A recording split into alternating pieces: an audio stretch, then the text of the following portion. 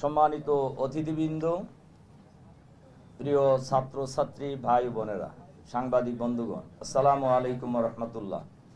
আমি শুরু থেকেই বক্তব্য শুনছিলাম শহীদের পিতা এবং এই আন্দোলনে যারা সক্রিয় ভূমিকা রেখেছেন মাঠে ময়দানে জীবনের ঝুঁকি নিয়ে, তাদের কথা শুনতেই আসলে বেশি ভালো লাগছিল। আসলে যারা মাঠে ছিলেন তাদের অভিজ্ঞতা আর যারা বাইরের থেকে বলেন তাদের অভিজ্ঞতার মধ্যে অনেক পার্থক্য আছে, আসলে অনেক পার্থক্য আছে। যেমন একজন ভাই বলছিলেন জাতীয় ঐক্যের কথা, আমাদের ছোট ভাই নাইম সম্ভবত, যে জাতীয় ঐক্যের ব্যাপারে কিন্তু এখন অনেকেই সন্দিহান হয়ে গেছেন, এই আলোচনায় সেটাও এসেছে। এবং অঘোষিতভাবে জাতীয় ঐক্যের ভিত্তিতে এই ফ্যাসিবাদী সরকারের পতন হয়েছে। এখানে একক কোনো নেতৃত্বের অধীনে ঐক্য হয় নাই, যার যার জায়গা থেকে এই ঐক্য শরিক হয়েছে, আন্দোলনে শরিক হয়েছে, ফ্যাসিবাদের বিরুদ্ধে ফ্যাসিবাদের পতনের জন্য জীবন দিয়েছে, আহত হয়েছে। এবং আমরা সেটা লক্ষ্য করেছি, আপনারা সবাই লক্ষ্য করেছেন যে একজন পুলিশ কর্মকর্তা স্বরাষ্ট্রমন্ত্রীর সাথে ফ্যাসিবাদের স্বরাষ্ট্রমন্ত্রী সাথে আলাপ করতেছেন, একজনকে মারা যায়, একটা গুলিতে একজন মরে, বাকিরা তো নড়ে না। তার মানে সবাই জীবন দিয়ে হলেও ফ্যাসিবাদের পতনের জন্য কিন্তু রাজপথ এক মুহূর্তের জন্য কেউ ছাড়েনি। এটা হলো কমন কথা। দ্বিতীয় কথা হলো বেসরকারি বিশ্ববিদ্যালয়ের ছাত্রদের ভূমিকাকে আমি স্যালুট করি।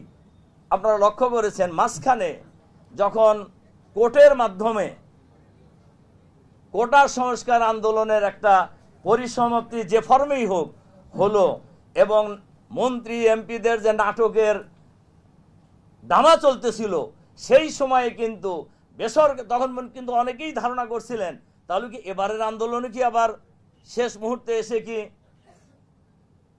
নিঃশেষ হয়ে যাবে।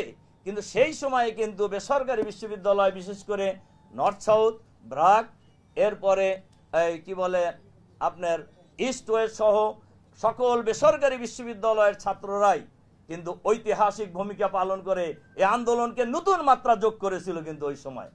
এর জন্য আমি ওই সময় আমি বলেছি বেসরকারি বিশ্ববিদ্যালয়ের ছাত্রছাত্রীদের আন্দোলন, ছাত্রদের বললেও ভুল হবে, ছাত্রীরাও এই আন্দোলনে ঐতিহাসিক ভূমিকা পালন করেছেন। সুতরাং ঢাকা বিশ্ববিদ্যালয় থেকে শুরু করে বাংলাদেশের স্কুল কলেজ যত শিক্ষা প্রতিষ্ঠান আছে, নটরডেম কলেজের ছাত্ররা এবার রাজপথে নেমেছে, ভিকারুন্নেসার ছাত্রীরা রাজপথে নেমেছে। সুতরাং এবারের আন্দোলনে 1.5 বছরের শিশু থেকে শুরু করে 90 বছরের বৃদ্ধ পর্যন্ত আন্দোলনে ঐক্যবদ্ধ হয়েছে। কাজেই এবারের যে অঘোষিত জাতীয় ঐক্য, যে ঐক্যের মধ্য দিয়েই এই ফ্যাসিবাদের পতন হয়েছে, আমরা নতুন বাংলাদেশ পেয়েছি। এবং নতুন বাংলাদেশ পেয়ে আমরা বাংলাদেশকে নতুন করে গড়ে তুলতে চাই।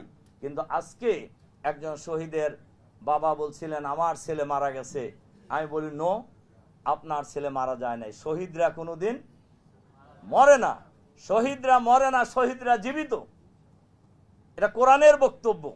ওয়ালা তাহসাবান্নাল্লাযীনা কুতিলু ফি সাবিলিল্লাহি আমওয়াত বাল আহইয়াউ ইনদা রাব্বিহিম ইরযাকুন। তোমরা শহীদদেরকে মৃত্যু বলো না, তারা জীবিত, তাদের রবের পক্ষ থেকে তারা রিজেক্ট পেতে থাকে। সম্মানিত উপস্থিতি, এজন্য আজকে আফসোস করে একজন শহীদের পিতা বলছেন শহীদ পরিবারের কথা, আহতদের কথা। আসলে এটা আমাদের জন্য খুবই দুঃখজনক, দুর্ভাগ্যজনক যে যারা জীবন দিয়ে দেশকে দ্বিতীয়বার স্বাধীন করলেন, যারা এখন সরকারে যারা আছেন তাদেরকেও আমি বলবো আপনারা কিন্তু সরকারে আসেন নাই, আপনাদেরকে বসানো হয়েছে। এটা মনে রাখতে হবে সরকারকে। আপনারা সরকারে আসেন নাই, আপনাদেরকে সরকারে বসানো হয়েছে। কে বসিয়েছে? বাংলাদেশের 18 কোটি মানুষ, বাংলাদেশের ছাত্র সমাজ। সুতরাং তাদেরকে এই বিষয়টা মাথায় অবশ্যই রাখতে হবে। কেন শহীদ পরিবারের লোকদের আহাজারি এখনো শোনা যায়? শহীদ পরিবারের সন্তান রাষ্ট্র ফেরত দিতে পারবে না, আমরা ফেরত দিতে পারবো না, একথা সঠিক। কিন্তু শহীদ পরিবারের পাশে দাঁড়ানো রাষ্ট্রের দায়িত্ব, আমি মনে করি সমাজেরও দায়িত্ব। আমরা যে দল করি, আমাদের দলের পক্ষ থেকে আমার জানা মতে যত শহীদ পরিবারের সন্ধান আমরা পেয়েছি, সকল শহীদ পরিবারকেই আমরা 2 লাখ টাকা করে দিয়েছি। কিন্তু আমরা কোথাও এটা প্রচার করিনি। তাই এটা প্রচারের বিষয় নয়, এটা কোনো দাক্ষিণ্য নয়, এটা কারোর মতো অনুগ্রহ করা নয়, যার কারণে কিন্তু আমরা এটা কোনো সময় প্রচার করিনি। আমাদেরকে জিজ্ঞাসা করা হয় আপনাদের দলের কয়জন শহীদ হয়েছে, কয়জন মারা গেছে, শহীদ হয়েছে।